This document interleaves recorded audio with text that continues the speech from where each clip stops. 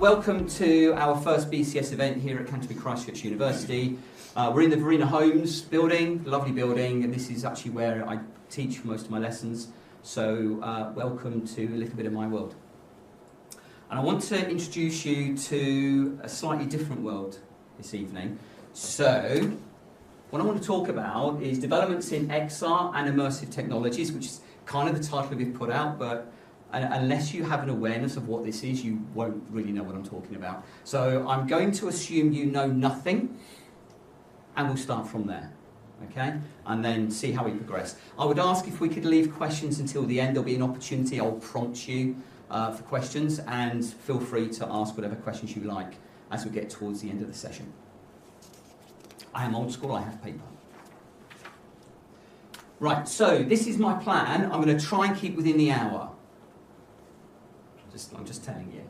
Okay, so, well, I've done the welcome part, so probably didn't need that on there. So I'm going to do an introduction to XR. So what do we mean by XR? And essentially, it incorporates three technologies, AR, VR, and MR. I have got them in that order for a particular reason. You'll see why in a minute. Then I want to look at some use cases and some examples of VR in teaching practice specifically, because we're at a university, it's all about pedagogy, and it's all about trying to inspire the next generation of engineers to be what we need them to be to make the world a better place, essentially. And hopefully the technologies I'm going to be talking about and showing you this afternoon, this evening, will sort of point them in the right direction. I will say before I carry on with this, I have pleaded with Bob to let me come back again later on in the year. So today is really just an introduction to all of these things, an introduction to what these technologies are, and you'll see in a minute there's like practical applications of it. The next lecture I'm going to talk about when we get to the end of this one. So I'm going to like drop some little snippets and hopefully leave you on a cliffhanger, which will make you want to come back for more. But I'm not going to tell you everything. So I'm going to tell you a little snippet, but I'm not going to tell you how I'm going to do it. That you'll have to come back for the next lecture for. Okay?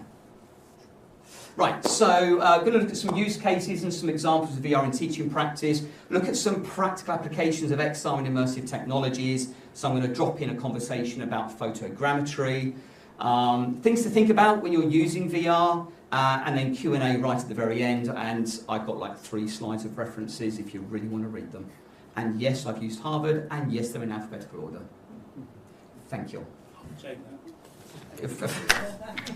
And they've not been created by generative AI.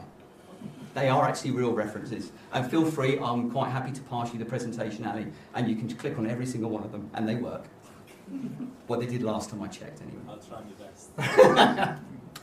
Okay, so a quick bio. This is why I get really embarrassed, because first of all, my picture is on the screen.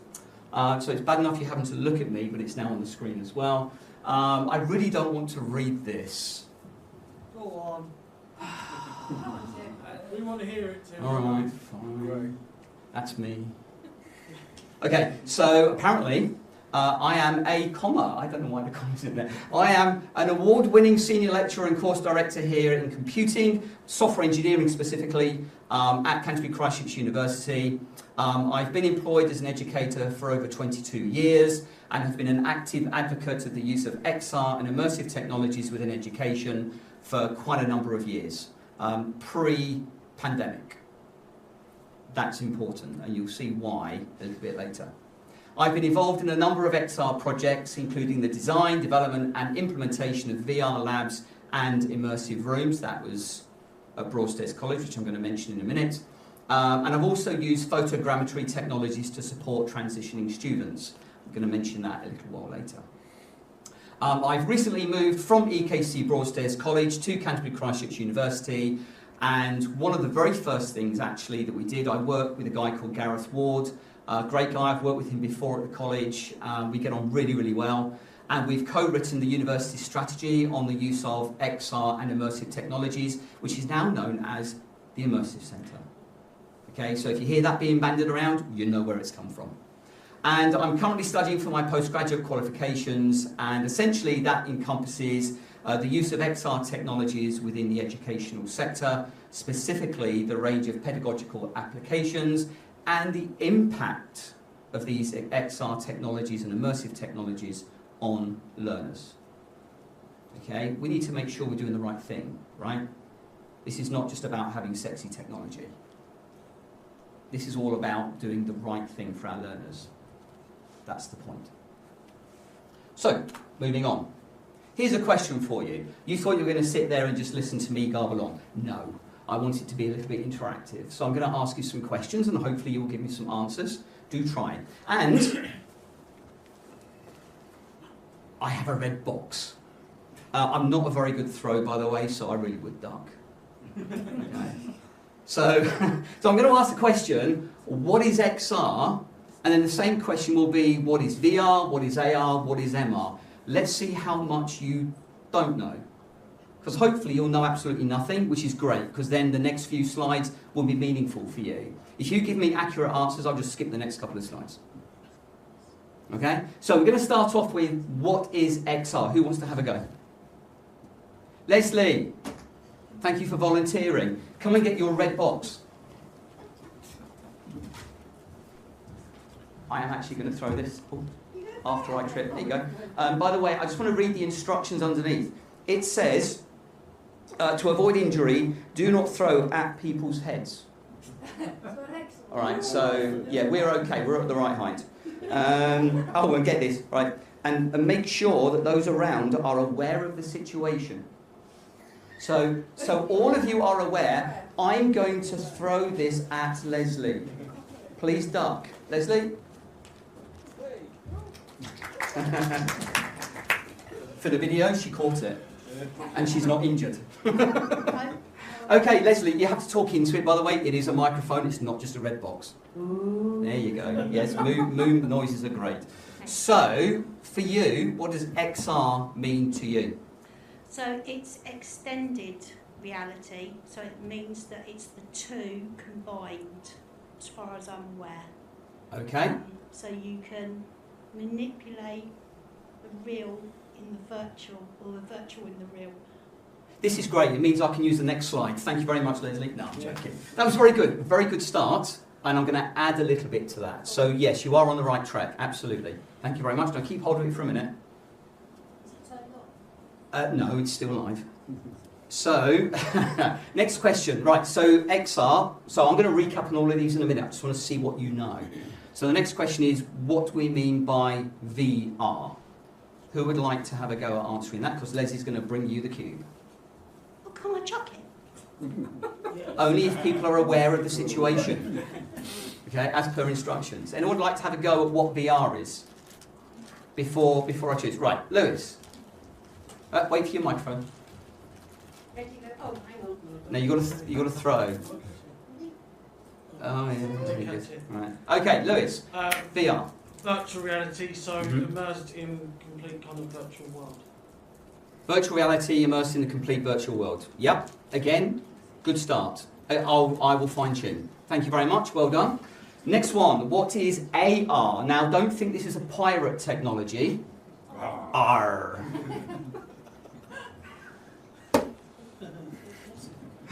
Never mind. Right. Okay. Right. Okay. Gentleman at the front, please. Sorry? I do remember you, I just don't remember your name, I'm so sorry. But remind me. Matt. Thank you very much, Matt. So, for you, what does AR mean? So, AR is augmented reality. That's a combination of real world overlaid with some sort of digital enhancement to improve our lives. Improve, yes. We'd like to think so. Yes. Yeah, great. Thank you very much. Well done. Last one, MR. Anyone want to have a go at MR? Mohammed, thank you very much. Thank you, Tim. You're welcome. I guess it's mixed reality. Okay. And what does mixed reality mean to you? A mix of both real world and augmented, I guess. Right. So here's the thing, right? We just said we've given almost the same definition for augmented reality. Yeah. But you're now saying, well, mixed reality, is that not the same thing as augmented reality? I think they overlap. I'm not sure what's the difference. Yes, there is an overlap. I can see the Venn diagram in front of me. Yes.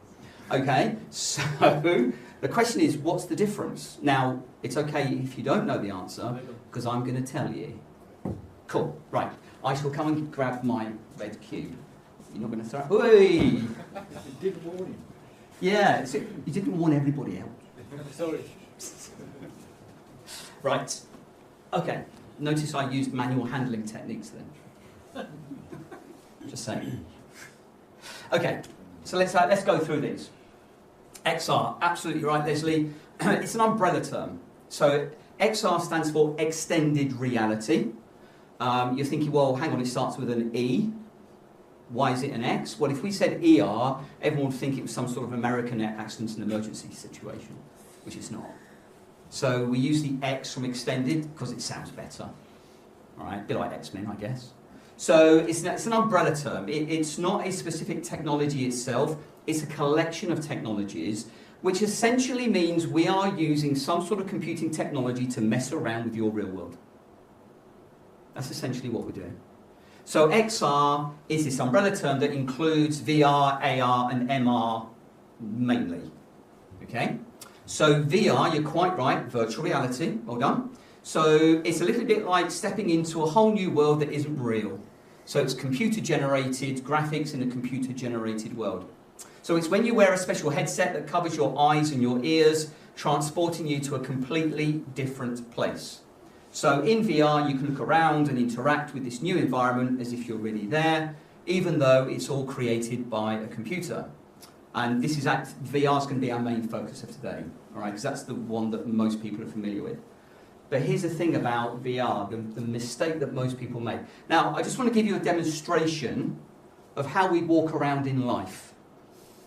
Now, you tell me if this is right or wrong. Okay? So here's a demonstration for you.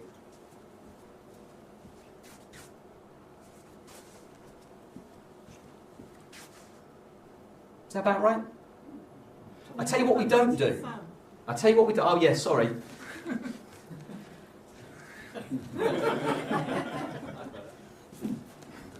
It's me walking into a lamppost. Okay, I tell you what we don't do.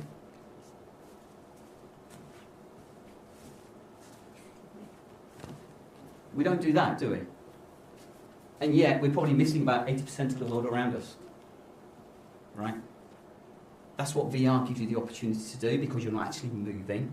Unless, of course, you're on Disney's new Hollow floor, which, by the way, is really interesting. I don't know if you've seen that. It's a new technology that, I can't remember what the name of the company that Disney have called it, but it's very interesting. It's where you've got a floor of basically marbles, but you don't fall over, a bit like a weeble wobble. And you can have multiple people in the same environment at the same time, walking in completely different directions. Something that's not been able to use with VR headsets before. So the idea of VR is that it's fully immersive, so it's literally you've got a phone strapped to the front of your head. It's one of these, essentially, strapped to the front of your head, with a strap, and you can tighten it, all the rest of it, and it's completely computer generated, so you could go literally anywhere. I actually had a colleague of mine who was going on holiday to Mexico, and she was saying to me, I really don't know, what is there? And I said, okay, well, let's go and find out. So we loaded up Google Maps, well, a bit more than Google Maps, it was a 3D version, in VR. I said, okay, go visit. And she actually went and visited the place where she was staying in VR. And when she came back from holiday, I said, how was that for you? Did it look like that? Was it a bit different? She said, I totally freaked my husband out. Because we were walking down the street and she said, oh, just round the corner is a shop, blah, blah, blah. And lo and behold, around the corner there was a shop. And he said, have you been here before? Almost caused a divorce. And no, she had been there before, but in an alternative world, in VR. Okay, so it's completely immersed, computer-generated graphics in a computer-generated world. But here's the thing, even when you've got people in VR, they still only look forward. Why? You're missing 80% of the world. So one of the things that I encourage my students to do is when they are in VR, start looking all around you, above you, below you, left, right, behind you, not just in front of you. So I put them into space. I put them on the International Space Station. I put them on a roller coaster. You'd be surprised how much we miss in real life, but you don't realise it until you're in VR. Ironic, right? Augmented reality, again, quite right. It's like adding digital layers to the real world. So you've got the real world environment, you can still see the real world. So it's when you've got computer-generated images or information that are overlaid onto what you see in the real world. For example, you might use AR to see how furniture looks in your room before you go and buy it. IKEA have got a really good app for that. Or to play games where virtual objects appear in your environment. I am not going to mention Pokemon Go. Oh. Dangerous game. Very addictive. But you need something to be able to see it through. Phone, tablet. I mean, you're not going to carry your PC around with you, obviously. Okay? So you need something to be able to look through, to be able to see the image the other side. So this is doing the computer generation. But you can still see the real world as well. I did a really interesting AR workshop with school kids recently, and it was great because they were colouring in things, and we then scanned it, and it then popped up on the phone, and it was, you know, we had penguins running around the desk. It was great. So that's augmented reality. Then the one that's a little bit more tricky, which is why I've got MR last. This is called mixed reality. So it's kind of like a mixture of AR and VR. Okay, so it blends, you've still got the real world. Okay, so Mohammed, you were right, it's still got that real world there, and you've still got the computer-generated graphics on it. So, what's the difference between AR and MR then? It's partly the equipment you're using to interact with it, and notice the keyword I just used was interact. So, it blends the real world with virtual objects or environments in a way that makes them seem like they're really there. MR allows you to interact with these virtual objects as if they're part of your real surroundings. So it's like bringing virtual things into your world, being able to touch them, move them, interact with them, such as a medical environment. So this isn't just Pokemon, gotta catch them all, right? And you're button bashing the screen. No, this is, you are using a headset, first of all, so something like HoloLens, or the Varjo XR3, which is more mixed reality. So you've got a headset, your hands are free, which then allows you, and often you won't have controllers, it will be hand control, gesture control. Okay? And you can pick things up and you can use them and interact with the environment around you. There was a news article recently, which was a little bit misleading, talking about the Apple Vision Pro, saying that, oh, the first time that mixed reality, actually they called it virtual reality, which is wrong, it's mixed reality. First time virtual reality, mixed reality, has been used in a surgical environment. Well, first of all, that's illegal unless you've got approval by the medical board, which they hadn't. And then what they were trying to make out was that a surgeon had used a mixed reality headset within a surgical environment for a surgical procedure. And if it had been approved, yes, you could do that, I guess, if you have the right software. But actually all it turned out was that the assisting nurse was rearranging the instruments on the tray.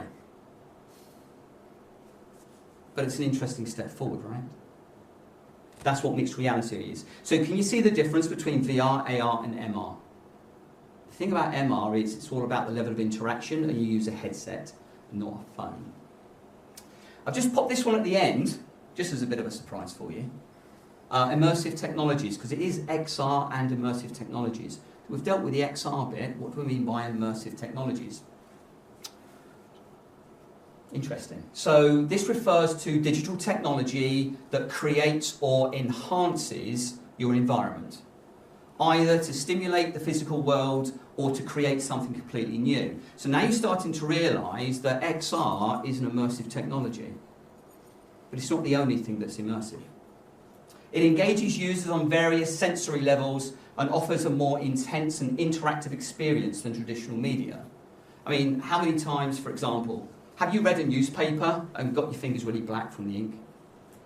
And how many times have you gone online and interacted with a PDF where you just fold the page over like that? It even has the sound of a page turning over. immersive technology. So examples would include VR and AR, absolutely, but also technologies such as AI-based photogrammetry, I'm going to show you an example of that in a minute, and web-based frame technologies, which is basically web-based VR. So you don't need the headset, it's all in what we call pancake mode. You know, have you ever heard of pancake mode before? So basically, pancake is flat. The screen is flat. It's pancake mode. So in other words, it's not in an immersive environment, it's straight in front of you on a screen. And yes, there's a diagram, there are overlaps, absolutely. Are you fed up already? Sorry about that. Okay, so this diagram really just visually represents what we've just been talking about. There is an overlap between AR, MR and VR. Notice MR is in the middle because it's elements of VR and AR that are combined together. So a bit of background for you. So XR technologies, specifically virtual reality, is an area of keen interest and recent intense development with many schools, colleges and universities, not just within the UK but internationally as well. Primarily the United States and Canada are really taking the lead on this, and I've got a couple of videos I'm going to show you in a minute, and they are American. Okay? And they implement XR technology solutions to support pedagogical development of their learners. Really quite interesting what they're doing at the moment. So basically in this talk what we're trying to do is explain some of these, what these solutions look like, what feedback's been received so far from learners, practitioners and developers. And if we've got time, I am saying if because I am watching the time, if we have time I'll also share some of my own experiences of teaching higher education within a virtual environment over an extended period of time during the COVID pandemic lockdown within the UK. This was from March to June 2020. Pretty horrible time, right? Everybody suffered with their mental health, including the teachers. It was important we kept that social interaction going. We were told on the Friday afternoon, Monday morning is lockdown. You've got to be remote. Nobody had an idea what that meant. We'd never had to be remote before. People were thinking, that's all right, I can email people. I can phone people. Okay.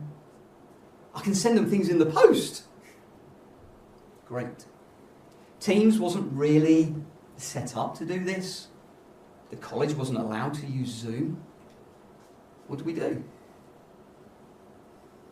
I had a bit of a brainwave. Unusual for me, but it happened. It hurt for a while.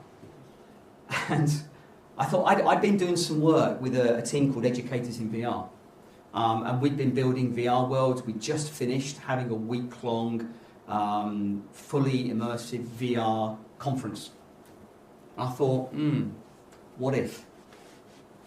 Can I take my classes into VR? Is that possible? No one else was doing it. And I mean, nobody else was doing it. We just run this conference. We had people like HTC and Sony and Facebook coming to us saying, how did you do that? Nobody had done this before. That's why I put this time of global pioneering work. It's not something I shout about, maybe I should. I was probably one of only about 3 people in the world who was doing this. I only found out about the other 2 afterwards.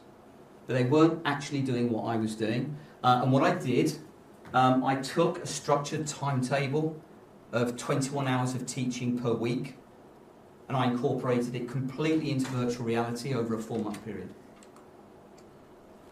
No one had done that before. Oh, you came back, right? Whew. That is pioneering. But it was VR technology that allowed us to do that. And it was a scary time.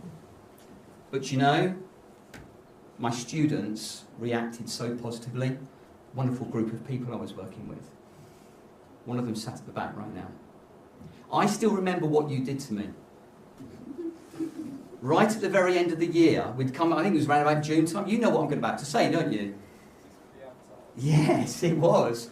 So what my lovely group of students did Because they all had their avatars, right? They all decided, almost the very last lesson, they'd all turn up, and they'd managed to copy my face and plaster it onto their avatars. I had a group of 15 Tims in front of me. Scared the bejesus out of me. Especially as they all appeared like this. Because they do, they just like teleport in. I went, whoa! And for some reason I had no hair. I don't know what that was about. Yeah, I don't have much hair anyway, so. This was really pioneering. This was something that had never been done before, and it was successful. It was all right, wasn't it? It was all right. The important thing was, for me anyway, the important thing was that their mental health was managed. And if you speak to any one of those students, the most important thing for them was the communication, the connection, the interaction we had in virtual reality at a time when everyone was cut off from each other. That was tough. But we kept each other going. It wasn't just for you. It was just important for me too. So that's just a bit of background. So, this is where it gets a bit lively. I mean, it's not been lively already. So, developer use cases. So, what I want to do is just to show you some use cases and some examples of how VR can be used in teaching and research practice, as well as things like staff training. Because people forget, yeah, okay, we're at university, that's great. We employ people. We can use the technologies that we teach about to enhance the skill sets of the people who work for us. And not just us, our external stakeholders too. And we have an external stakeholder CPD event happening at the beginning of June. And we're going to be showing these technologies and saying, this is what you can do with your staff. And people forget how powerful this technology is. I'm going to show you some of it this evening. I don't even know what time it is now. So the first one, something called body swaps. I've included the URL as well. We've just signed a contract with them to bring it here to the university. So I'm absolutely chuffed to bits with that. It's an amazing piece of software. Essentially, it allows, I'm not paid by body swaps, by the way. It's just my experience of it. I've used it before at the college, and it's really powerful software. Basically, it lets learners safely practice soft skills through realistic workplace scenarios and learn by observing their own behaviour. You know, as educators, we always talk about reflection, don't we? And I'm going to do it today. The minute I walk out of here, I'm going to be thinking, how did that go? Oh. I'll soon find out from your feedback. Yes, you know I'm going to ask you for feedback, right? So we need to reflect, and actually a really powerful way of getting learners to develop their own skills is actually to ask themselves the question, how is that? How did I do? What could I do differently? Never ever say, what can I do better? Because that gives the impression that what you've just done isn't any good. Why would you say that to a learner? What you're saying is, what can you do differently to enhance your performance? To change something that will make you react in a different way. It's all about reflection. And this type of software does that. So you have a range of different scenarios, and I've listed some of them down there. They can be delivered as part of a face-to-face training session, integrated with remote learning programs, or you can just do it autonomously. That was a tough word. Autonomously, that means by yourself. Okay? And it's not just VR based, you can run it through laptops, PCs, phones. So you can actually set it up as a training program. Give learners the control to develop the way they want to develop, at their pace when they're comfortable to. Modules, as I just said, available for VR, PC, mobile, and they're available in English and French. Merci. And there's a variety of modules. This is just the tip of the iceberg. They are developing all the time. Active listening. Hopefully you're doing that now. We'll soon find out. Clear communication and giving feedback. I'm definitely going to be testing you on that today. Gender inclusion, conflict management and resolution, job interview simulator, a new one, group work for teenagers. I know, right? It's a tough gig. And one area that they're doing a lot of work on at the moment, they've got about 5 or 6 modules on this, is medical context-based communication skill development. So it's things like doctor, nurse, patient communication. How do you deal with trying to tell somebody that their relative is dying? How do you tell somebody that they have a serious illness? You don't have an opportunity to practice that sort of thing. Because if you get it wrong, you get it wrong badly. And that's what this software, partly this software is to do. It's to give you the opportunity to try and get it right. And I've put URLs in here. Are we able to share the presentation afterwards, Bob? Is that okay?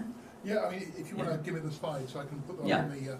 Okay. I'm going to ask you for that anyway. Yeah, I'm happy to share this with you. And we're going to share the recording as well. All right, we'll do that with a link or something, rather than uploading a whole video, because, you know, it'd be awful. Right. So let me just give you some of the stats behind this.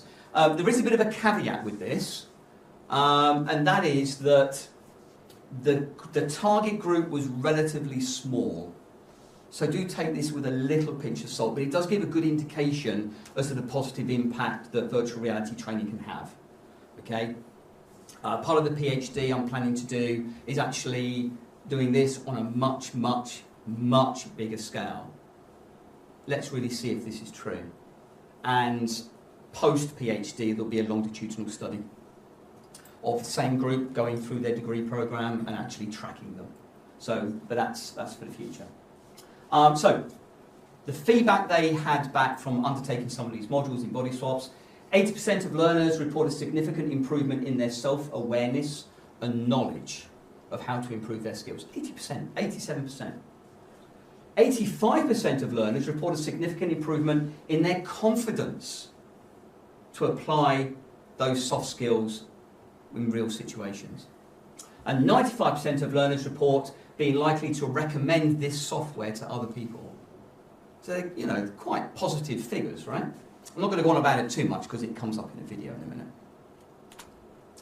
Student feedback, basically 73% of students were more engaged, 78% identified self-improvement, self-development, 53% felt more confident, and 82% would recommend. And if you hadn't had enough stats, there's another slide. VR learners, this is from PwC, PricewaterhouseCoopers, quite a well-respected company.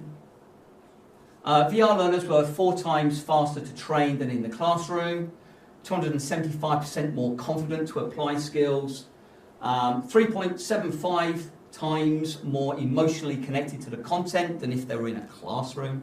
Oh dear. Hopefully you've got a little bit of emotional connection. And 4 times more focused than their e-learning peers. In other words, if you're just online in Teams or something like this.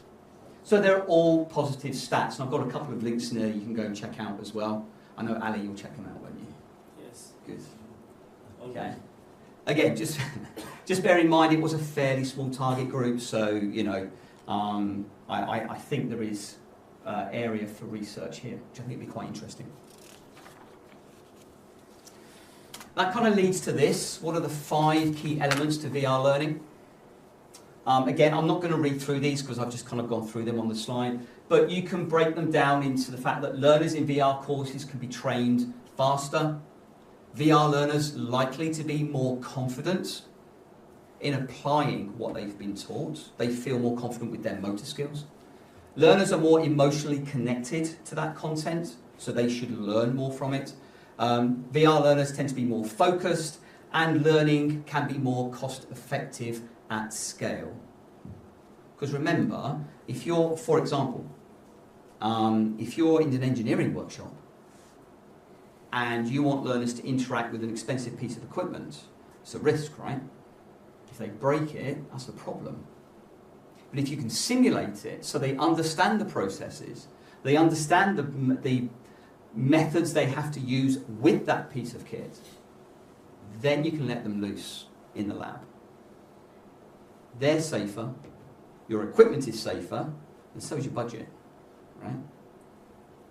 Something to think about. You can wake up now. There's a video. Virtual reality is fundamentally changing training as we know it. It's like actually learning on the job, but you just happen to be in your bedroom or office. You have the human at the center of the technology. Our VR learning study showed learners required less time to learn. They had higher emotional connection to the content, higher confidence, and were less distracted. From computer-based training to virtual reality, it's an exponential step, but it's so exciting.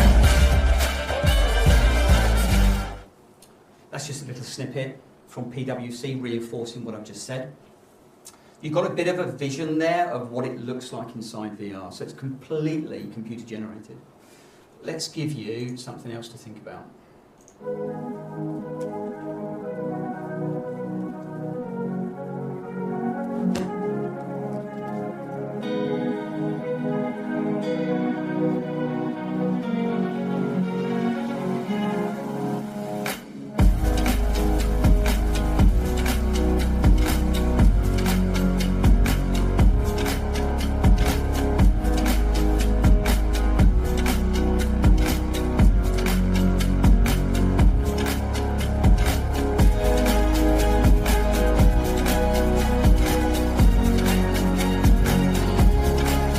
Our award-winning VR training has been used by hundreds of companies and universities around the world, and with all of those learners, we're noticing a much higher engagement level compared to traditional learning methods.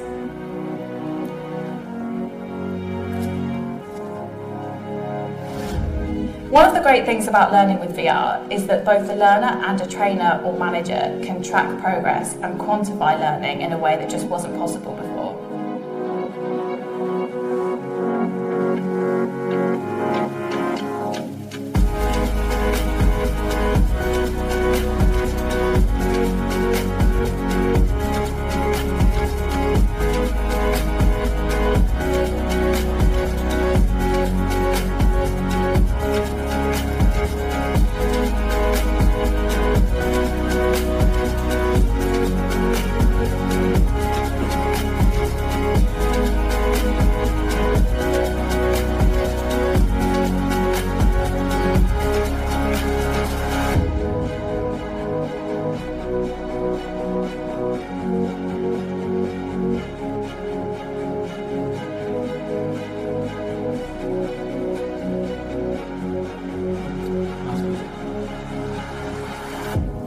Okay, so that gives you an idea of what VR can look like and some of the applications. That last video in particular was taking you through some of the ideas. It also showed you some of the feedback mechanisms, not just for you as an educator or you as a staff manager, but also for the learner themselves as well. And it's done in real time, so they can go back in and practice again, get additional feedback, practice again. It's that reflection process, right?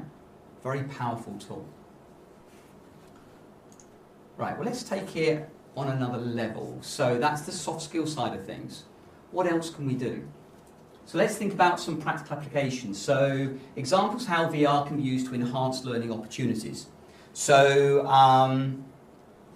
if you think about, let me give you a scenario. Okay, so has anyone here been on an airplane? Yeah? Okay.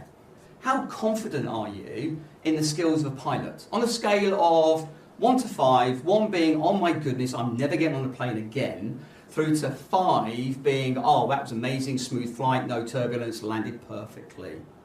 What would be your confidence level in that pilot when you get on that plane? 4? 4? 4? 5? It's very confident of me. 4? 2? I don't know what planes you've been on, but yeah. What about at the back? High 5? 4. Okay, 4s and 5s. So you're quite confident. Why? Trained. Sorry? Trained. They've been trained. How do you know that? And experience. You would hope experienced, but you don't actually know. You put your trust in them, right? How can we be sure they're trained? Well, we know that airlines rigorously train their pilots.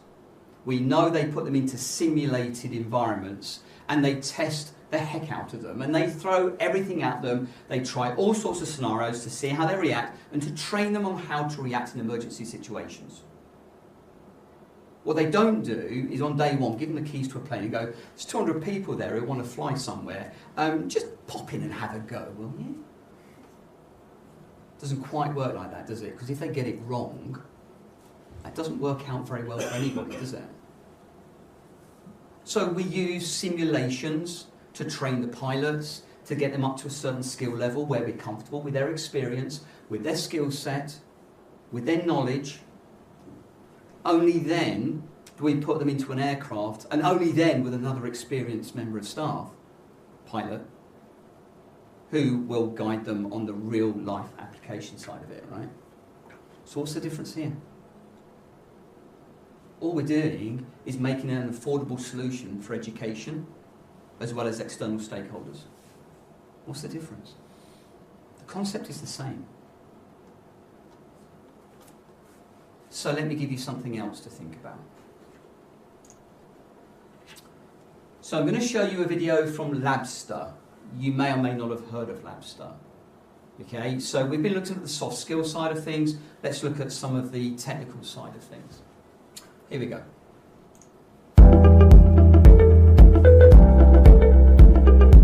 What if you could give your students access to a fully equipped $1 million laboratory that engages them in science through a highly immersive learning experience? With Labster, you can. Labster offers students access to a realistic lab experience that will let them perform experiments and practice their skills in a fun and risk-free learning environment. Students learn with the help of theory pages and quiz questions and experience immersive 3D simulations that visualize life science down to the molecular level. This helps them understand abstract concepts and master difficult techniques. They are challenged with true-to-life scenarios and missions, stimulating their curiosity and highlighting the connection between science and the real world. Virtual labs are not limited by the time and cost restraints of a physical lab, so students can try out cutting-edge lab equipment, learn from their mistakes in a safe environment, and perform experiments not usually possible in a face-to-face class.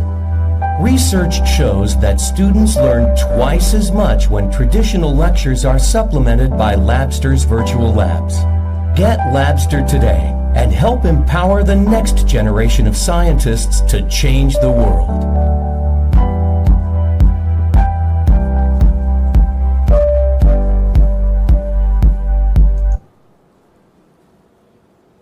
Something to think about? What if you were automotive engineers? What if I was teaching you about the concept of engines, the movement of pistons? Yeah, okay, I'll do a presentation on it. There you go, there's a picture. Do you really get that? Do you really understand how the movement of pistons operate from a 2D image? Okay, I'll show you a video. It's still pancake mode, right? There's no interaction, you're just sitting watching. I can do that at home, right? And here's the thing. We need to be able to do things in our classroom that our learners can't do at home. We need to give them the reason to be here. So what if you all had VR headsets in front of you? What if I said, I tell you what, I'm going to show you how a piston moves. Put your headsets on. Run this program, which by the way I've already pre-run for you because I've got the management software, which stops you going off to VR chat, right? Just saying. And what if you had a giant piston in front of you here, moving? Ooh, that's a bit more interactive. What if I can pick up the piston myself and play around with it? What if I had an image of a car that I could then explode so I could see where the piston went in the engine? Is that starting to sound a little bit more interesting? That's what technical VR solutions can do for you. And that sort of thing is available now. Right? Technology is already here. virtual reality of a technology as a technology. Oh, and let me ask you, how long has VR been around? Does anyone know? Any ideas, roughly? 1956. 1956. Damn it, you got the right answer. Well done. Yeah, 1950s. And you're thinking, what? Yeah, well, the headsets back then were a little bit different to the headsets now. One of the guys I know, what? They're like giant, like frame things, and you had to have done neck exercises beforehand. One of the guys I know is actually a human factors specialist, Professor Bob Stone. He's the UK's leading authority on virtual reality, and he did actually work on the very first VR headsets, and they really were that big. And the things he's doing now for the Ministry of Defence are amazing. This is great, but what the military are doing, it's another world. But it's still simulations. Has anyone heard of the phrase digital twins? Or digital twinning? What does that mean to you? Any ideas? Yes? I think they use it in medicine already. IBM. Certainly one of the areas is medicine is a massive area of growth for immersive technologies, absolutely. So yeah, medicine is a big, big growth area, absolutely right. Anywhere else you think we might use digital twins? They're used in engineering as well, for different applications, like Yeah. a digital twin of a battery. Right. Yeah. Okay, well, you know, remember I spoke about the piston a minute ago? Is that not a digital twin?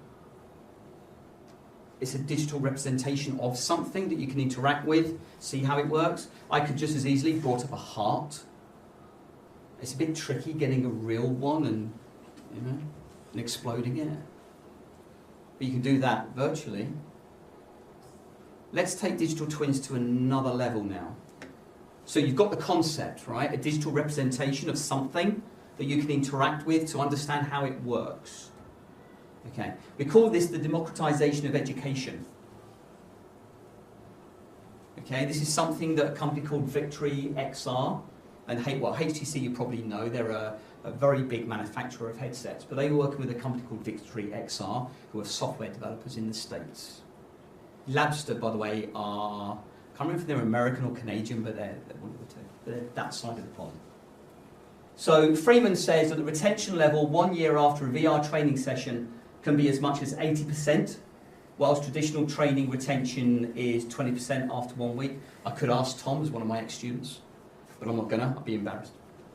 He'd probably say, I don't remember anything you taught me, Tim.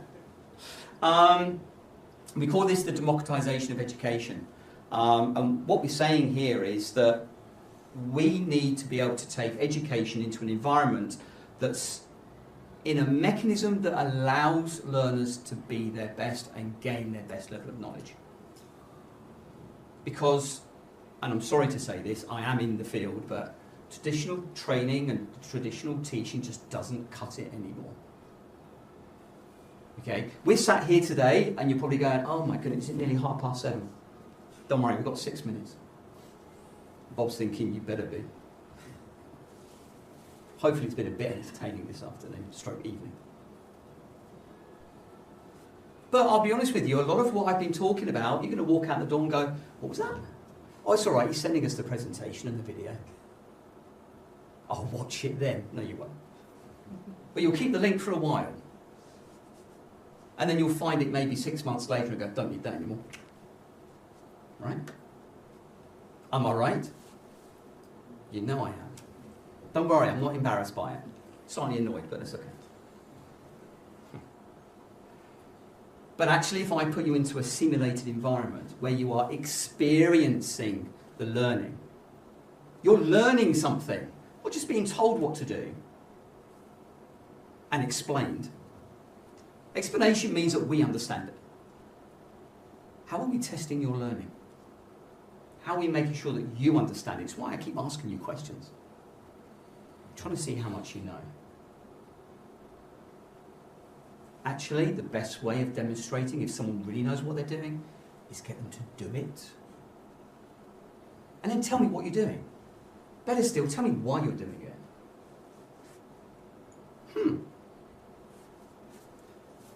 I've got one more video to show you. Actually, a lie. But this is another video I'm going to show you. Okay, so this is a collaboration between Victory XR and HTC Vive. This is next generation of digital twinning.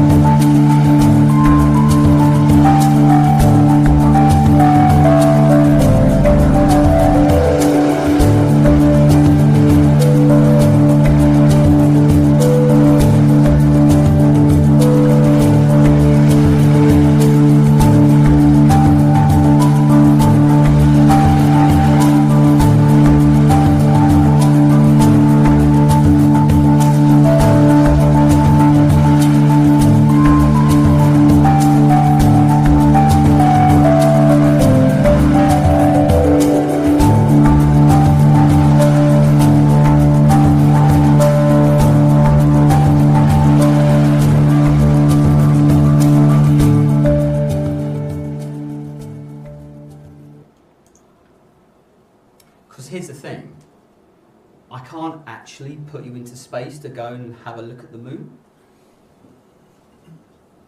I mean, you know, I could put you on a rocket, but you probably wouldn't survive very long if you actually went and had a bit of a walk around. But I can do that in VR. And it will be detailed enough for you to understand what's going on. What if I was to do that with the sun? Yeah, it gets a bit hot. You might get a bit crispy. But in VR, you're perfectly safe. Right? Next generation of digital twinning. So when we're using VR, what do we need to think about when we're planning to use these XR and immersive technologies? So back to text. All right. Now, bear with me on this last bit. You just have to go with me on this. Right. So in HE, we use experiential learning methods and techniques. Experience it. Learn how to do things. And go and do them. Show us. Explain to us. Fantastic. VR's perfect for doing that. VR is experiential. This means that no matter how many times it's described to you, you must use it to understand it. How to use it, what to do with it, and how you can use it in future. Experience is everything. You know, when I was talking to managers about, hey, you know, we're doing VR stuff. Yeah. What does it do? Oh, well, you know, you can learn stuff. You can practice stuff. Yeah, that doesn't really mean anything. Tell you what, here's a headset. Have a go. You get that wow factor, right? We call this the 3 pillars of virtual reality. Developed by someone called Mutterling back in 2018. It's all about immersion, presence, and interactivity. The key thing about VR is the interrelationship of all the things that you're playing around with in this unreal world. They've got to be fairly realistic. They've got to have function. They've got to have purpose. You've got to be able to do something with it. And that's the whole point. Immersion, presence, and interactivity. So if you think about the conceptualization of immersion, immersion is, and we talk about it in games design all the time, making you believe you are really there, really doing the thing that you're actually simulating. But you're believing it. We ran a VR session yesterday for a fundraising event. And we had like beginner, intermediate, advanced level. The advanced level was putting them on the International Space Station. So, you know, they went from terrestrial standing on stuff to in VR floating. People had to sit down. 1 or 2 people said, actually, I feel quite sick. Right, headset off, sit back. Nobody was actually physically sick. But what's happening is your brain is seeing things. Your eyes are saying, look what's going on. Your ears are picking up the spatial sound. But your body's going, what's going on? I'm not actually moving, I'm not floating. I'm not feeling anything. But your brain is now really confused because it's seeing and hearing things that your body's not experiencing. And that's why you get a little bit of immersion sickness. Depends on how quickly your brain can swap between one and the other. And in the same way, by the way, when you take the headset off, give yourself a couple of minutes to readjust. Otherwise, what happens, you get up and you almost fall over. So these 3 pillars of virtual reality is looking at this conceptualization of immersion. And it's saying in order for you to have presence in that VR world, it's got to be interactive in order for it to be immersive. And interactivity allows you to feel that presence. And that in turn influences how satisfied you are with that VR experience. And if you're satisfied, then you're learning and you're developing new skills. Have I got time? Great.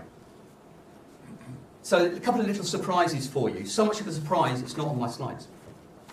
I'll pop them in at the last minute. I'm trying to remember which one this is. I will warn you, so this is examples of previous practice of mine. Okay, I will warn you, in one of them I do sound like Mickey Mouse. I'm sorry, that's just the way I was built. Let's see which one this is. Okay. Talking about immersion. I'm going to show you this video. You probably recognise the place. Ask yourself the question, how immersed do I feel?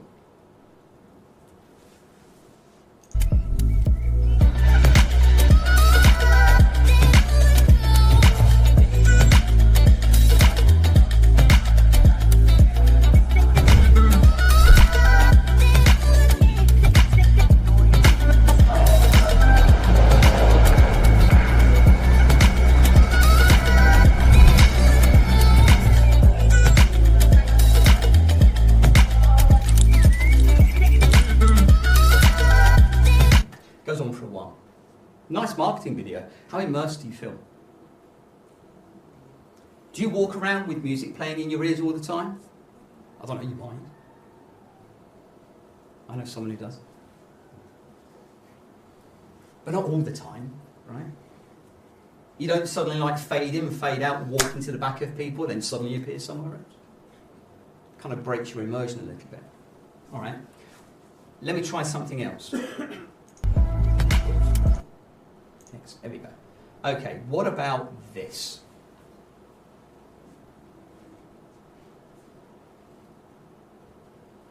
I didn't scan this, by the way. This was scanned by someone else. This is photogrammetry. Don't even see, there's like, you can see a minute ago, there's like little white circles on the floor. So what would have happened is that you would have had a camera and you've kind of like gone through this building and you've done a 360 rotation. This is pre-recorded, but you have full interactive control with this. Okay, so you can walk through and go pretty much anywhere where the camera's been. And you can put interactive features in here, like turning on the fire, for example. Or finding out, I don't know, what that window is made out of. It's glass, but you know. So, it feels a bit more interactive, right? Which leads to immersion. You feel more immersed with these. And you understand why estate agents are now using photogrammetry technology, which is AI driven, to be able to demonstrate different properties they've got for sale. A bit more immersive. I just wanted to demonstrate that concept of immersion.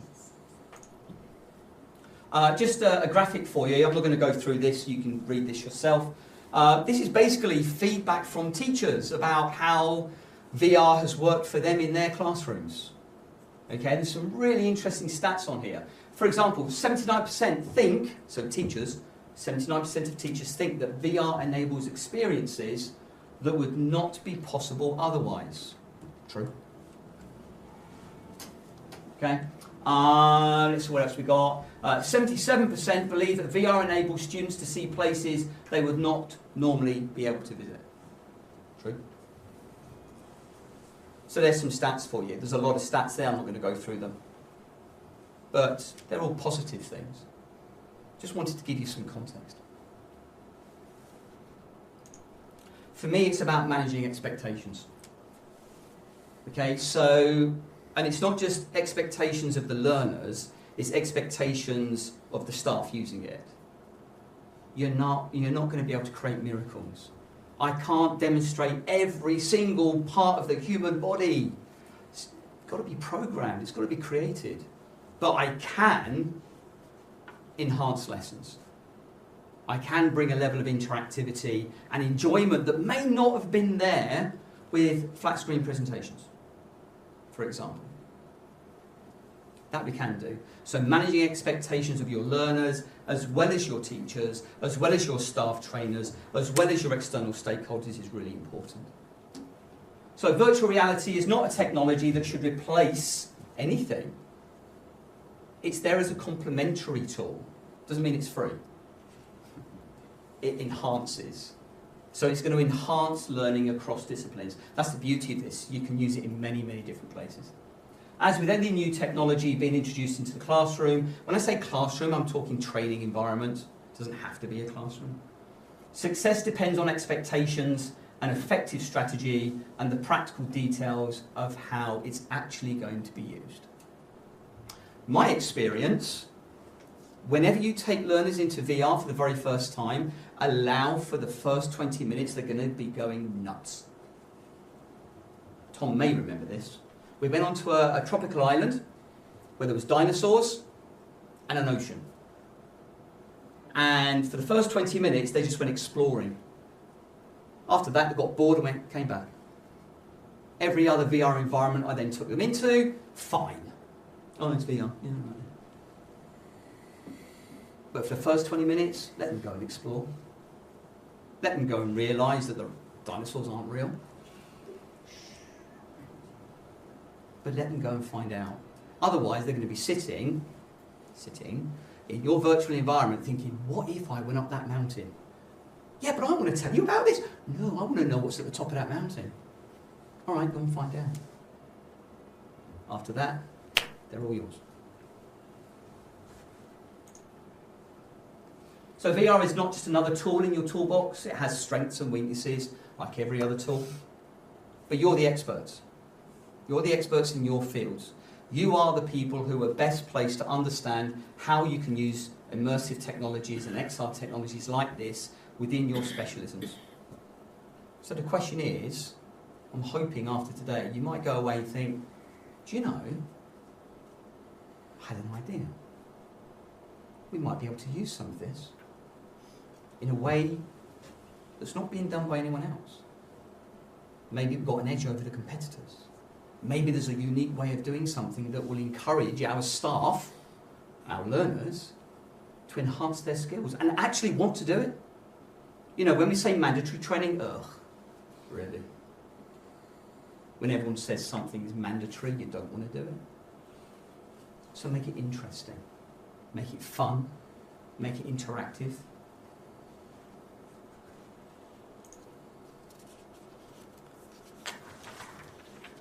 We're actually at the ends now.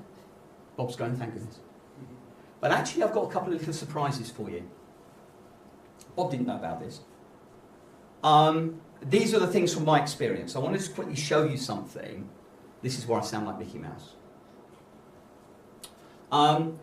It was a conference, a students' conference in VR during the pandemic, and this was day 2 of the conference.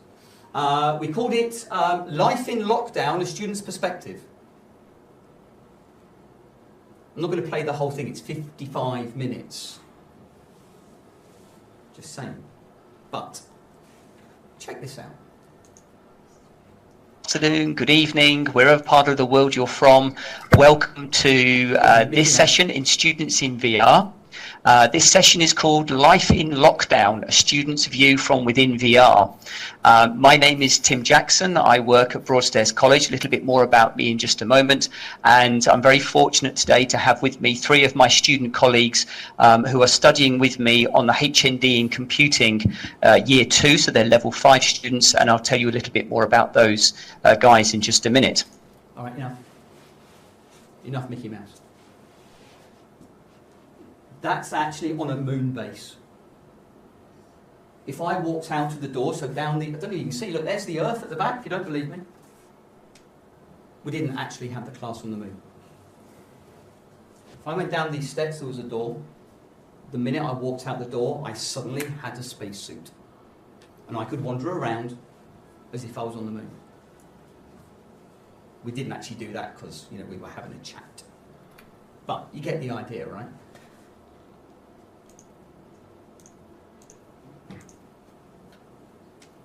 That's just a bit of an example of the sort of thing that I was doing during COVID, using VR technologies. It made it interesting. I had students participating. We were chatting for 55 minutes about how has COVID affected you? How has VR helped you deal with that? It's a very interesting 55 minutes if you have 55 minutes to spare. Or if you have a touch of insomnia, knocks you out straight away. So this is an opportunity for you to ask questions. I've come to the end now. Don't cheer. These are my contact details. That is me. So I'm a senior lecturer here at Canterbury Christ Church. I'm a course director for the BEng Honours Software Engineering. I am an academic link tutor for CGIS campus in Sri Lanka. And these are hyperlinks to the university, my email address, my LinkedIn profile, and my Orchid account. I have other things as well, but couldn't fit them on the screen. And it's a bit pretentious, to be honest. Okay. The rest of the slides, by the way, are just references. So, your turn. What questions, notice how I'm asking this question. Not have you got any questions, knee-jerk reaction, you'll say no. So listen to how I'm asking you. What questions do you have for me? Who has a question? Yes. Are there any long-term studies investigating the potential effects of VR on human health? Because you mentioned when they take off the goggles, they feel a bit well. Are you aware of any studies like that? For VR sickness, you mean? Yeah. So it is No. It's a well-known phenomenon, and we know that it's the link between the change of environments from completely digital environments, where you are interacting in a world that's very foreign to you, and your body is feeling something different to what your brain is seeing and hearing. How do we manage that? It's a really good question. How do we manage that? I know that the NHS are doing an awful lot of research using virtual reality at the moment. A lot of it's to do with trauma victims, actually, and also physiotherapy for burn victims. So I'm not sure they're looking in that area specifically, but hey, maybe a PhD. I think it's an interesting area. It affects, from my experience, it affects around about 2% of users. So 98% of users don't have that issue, or don't have it sufficiently bad that it it presents itself in a bad way. But about 2% of users feel physically sick or have dizziness afterwards. The other thing I would say, perhaps I ought to mention, and actually that your question has triggered this, so thank you very much for that. Before you put somebody into VR, you must always ask them, have they suffered from vertigo? Because actually, VR headsets can trigger things. Have they ever had an epileptic fit? Do they have issues focusing with their eyes? All of these are potential triggers. So it's always good practice to ask the medical questions beforehand to try and manage that situation, so they're not feeling the same level of discomfort whilst they're in virtual reality. Which is why companies like Body Swaps also offer their software in pancake mode, on a laptop, on a PC, on a phone. So you're not excluded from the interaction just because you've got a physical condition that stops you from interacting in VR. So I'm not aware of any research that's being done. I think there ought to be, because it is a problem. I'd like to think the NHS are looking at it, but I suspect others are too. But I don't know who. Sorry. But it's a good question. Thank you. Yes? I've got a question about sort of hardware and I software. ought to be using the box really, shouldn't I? But anyway, carry on. Yes, you have a question about? Hardware and software integration. So,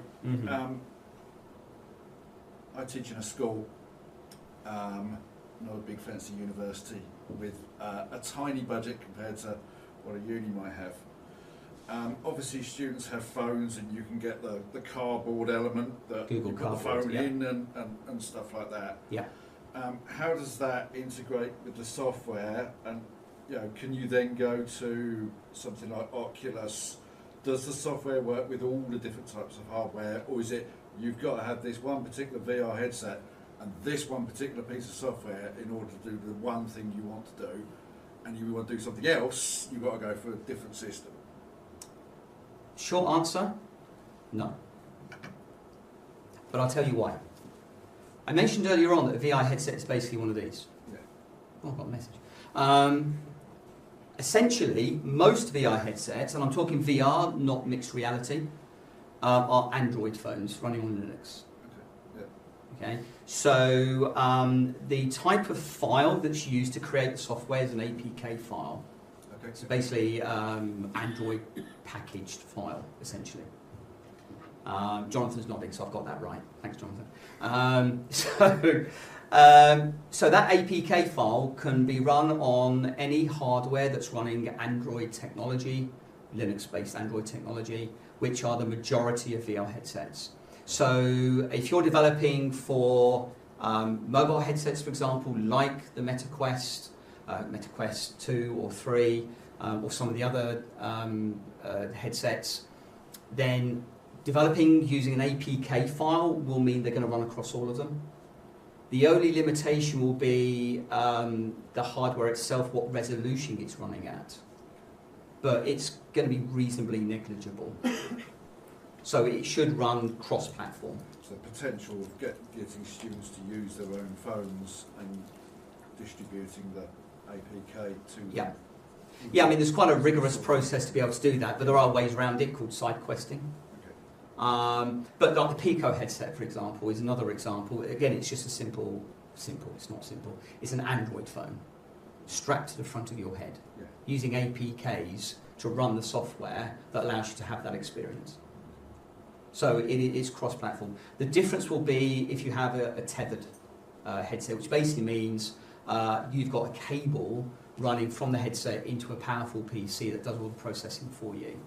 So that will be a slightly different file size. Usually, certainly different file size, usually developed in software like Unity, so gaming engines basically, which create different types of files.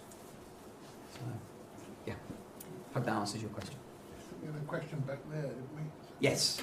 Yeah, I'm going to ask, we talked about immersive experience. So how would you, as a teacher, essentially infuse your knowledge or capability as a teacher into that experience?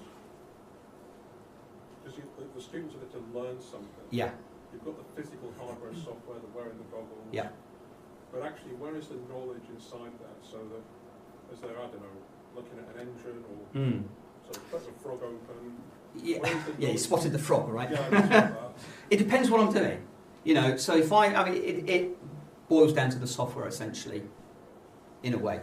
So if I wanted to develop soft skills, I would use something like body swaps. It does the work for me. I just need to make sure I'm selecting the right modules for the right students, that I'm getting them doing the right thing in VR. That's where the skill comes in.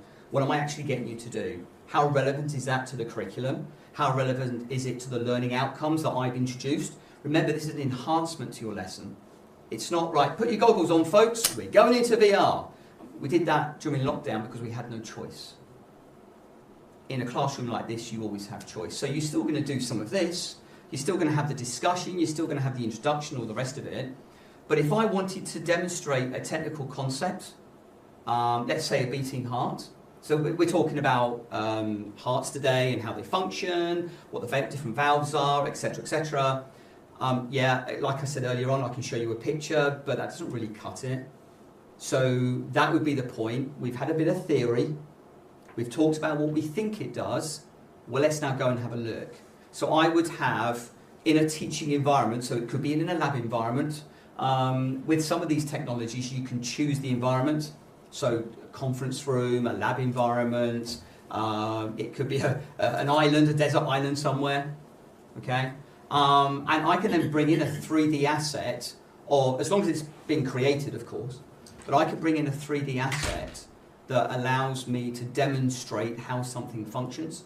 And some of those 3D assets, we call it a complex 3D asset, means we can explode it and rebuild it again. Medical applications do that, as do automotive, as do engineering. Saw a really good one for jet engines the other day, by the way. Really interesting. So as long as it's been developed by programmers, then we can use it. If it's not been developed, obviously that's a bit of a challenge.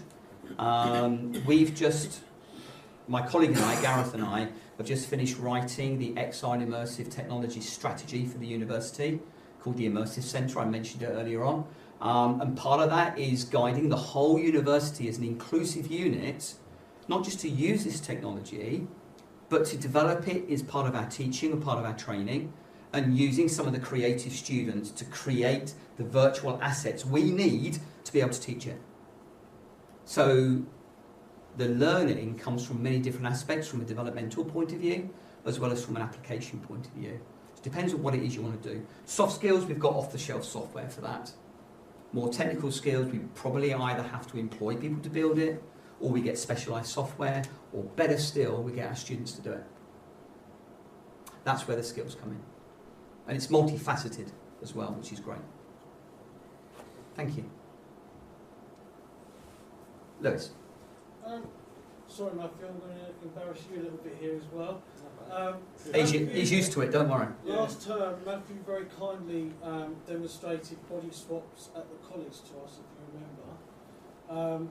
And I found it quite intriguing, and I'm not proud to say that computing, I think, in our college hasn't really embraced VR yet.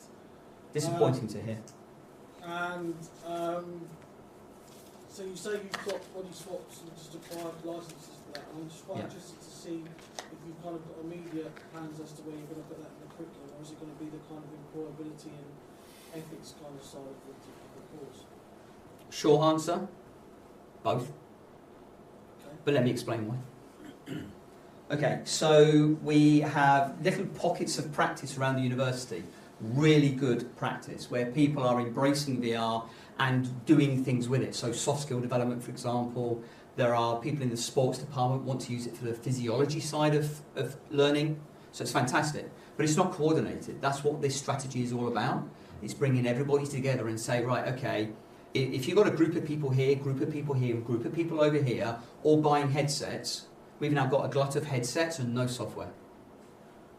Okay, well, your budget buys the headsets, but these two budgets can buy the software that all of us can use. That allows the embracing of the technology because we all own it, we all use it, and we all part of the development process. Right? So, putting that into our curriculum then boils down to the people who are embracing that to say, what are we going to use it for? Are we going to use it for single assets to demonstrate a particularly complex topic area? So, we can't take an engine and put it here physically. Well, we could. Be a bit messy. But it would take a lot of time to arrange. But in VR, we can do it like that, assuming we've got the asset. Okay, so you can do that with particular complex issues, or you can do it for soft skill development where you're saying, okay, today we're going to look at presentations, or today we're going to do job interviews. Do you know how difficult it is to try and get employers in to engage with learners to say, hey, can we do like 24 practice interviews? My goodness, what a long day for them. It really is quite intense. And giving feedback and everything. We can do that in VR and it's instant feedback. Hey, don't worry, you can have another go. Whilst you're doing it, Lewis, you can do it at the back, Tom, at the same time, and get feedback specifically for you. So it's much more efficient. It also allows the employer, and however much we value them, allows them to engage with us in maybe a more effective way. Right? So it depends. It's going back to your question. It depends what you want to do. You know, the gloves are off here. What do you want to do? Yes, you're managing expectations, but don't let that limit your imagination. Because there's a lot of things that are possible here. What is it you want to do? So yes, we can do all of that and more. Bob stood up now, which means I've been talking for too long. Sorry, Bob. Yeah, it's nearly time, certainly. Yeah. I think you'd always go and grab Tim afterwards, but I'm going to invoke chair's privilege now and ask one more question. Can I just say one more thing? Yeah. I have asked Bob if I can, I just want to drop this in as a bit of a cliffhanger for you. I have asked Bob if I can do one more session at some point later in the year. And I want to talk more, today's been more of an overview of what this technology can do. What I'd like to do, if it's all right with you, is a session on how I've used the technology, past, present, and what our plans are for the future. And I've got a little practical interactive activity planned. But I'm not going to say any more. If that's okay with Bob, at some point later in the year. Okay. We had a sort of medical question earlier on, and yes. Interesting one that came up when I was given a present some years ago, which was one of the small VR type things where you fit your phone in, you know. And so, how well does it work with somebody who hasn't got all their senses, like they are deaf in one ear or they're missing an eye or something like that? Yep. How well does it work? Particularly, I don't know whether the technology does this, but does it look at the entire field of view and expect you to see all of it? Because somebody with one eye won't see all of it, and therefore the interaction will be different. Mm. You know, so I don't know. I'm asking. That's a very good question, Bob. You don't know the answer. Of course, I know the answer. Okay. No, yeah, I mean, there's quite a bit there. Yeah. I think there is an issue with technology in general, actually, when we're talking about users who, to coin a phrase, don't fit the norm, whatever the norm is. Okay, whether it be a physical thing, whether it be a language thing, whether it be a mental health thing, whatever it is, technology is very bad at dealing with those. Yeah, okay, we can bring up subtitles, great. They're AI driven, so they're about 80% effective. And there are some really weird stuff that comes up as well. I did not say that. We call it inclusivity, inclusive technology. What I will say is that the VR world, the VR developers are working very hard to try and address that. So we do have things like in-headset translation, live translation. Again, AI driven, so they're not 100% accurate. We have the effectiveness of the subtitling, for example, is becoming much more accurate. I think there are issues in terms of you saying about physical disability, if that's the correct word to use, for vision. And I think that is a challenge, same with deafness. But there are attempts to try and address that in some way. In the same way we're trying to address it in the real world. It's not straightforward because most people don't experience that. We need to work with different communities to try and understand what they need, not just from the technology, but what they need from us in the real world. And I think it is a challenge, but I think it's one that is being actively trying to be addressed. What I would say is it's not just down to the developers. If I'm running a session in VR and I know that I've got a student who's profoundly deaf or has a sight problem, then is it not down to me to make sure that that learner can still learn? So it's not just down to the developer, it's down to us as educators too. Okay, thanks very much. Well, can we all thank Tim very much for his contribution? I'll just have I'll leave you with our new Swish Christchurch logo. No. Yeah. My lanyard does actually have the new logo on it. Just saying. Right. This is our first meeting here. Seems to have gone okay, and we've learned a couple of lessons, I think, about how to organise things. Our next meeting will be here as well, all going well, and it's in exactly 4 weeks' time, on the 6th of June. The speaker will be me. We had to try and get some things together fairly quickly, and Tim was very good at doing this, and then I said, well, I'll do the other one. Well, I'm going to be talking about something totally different. I'm interested in historical computing, because if you don't know history, then you're doomed to fail in the future. I think we'll do the same thing again. And I'm going to be talking about an operating system which was actually developed back in the 1960s originally and went up all the way to survive a very long time, up to about 1992. And the local interest is that we use this at the University of Kent, and we used it for quite a long time. It was incredibly reliable. We moved to using it because the preceding operating system was extremely unreliable. It was produced by a company which was formed out of all the British computer companies at the time, back in the late 60s, and it was called ICL. And some of you may have come across ICL. The reliability of the software was absolutely appalling. Mean time between failure of 20 hours, which was not good enough for a university, really. Of course, ICL eventually got moved on. They were taken over partly by STC, and then they, among other things, they run consultancy. They had a company called ICL Pathway, and they wrote something called Horizon. And that, of course, was all became part of Fujitsu. So I'll be talking a bit about the reliability aspects and how and efficiency aspects. And so there's some technical stuff. There's also some history, and there's also a bit of a sting in the tail, rather like Tim at the end. So I hope you can all come, and I'll see you in 4 weeks' time. Thank you very much.